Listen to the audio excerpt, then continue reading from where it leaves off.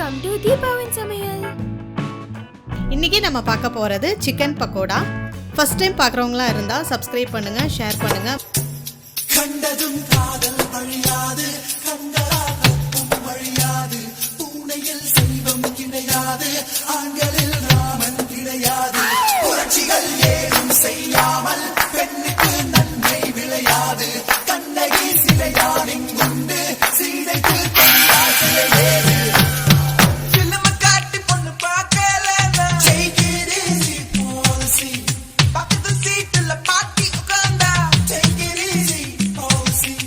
பண்டிகை தேதி சண்டேயில் வந்தா take it easy policy.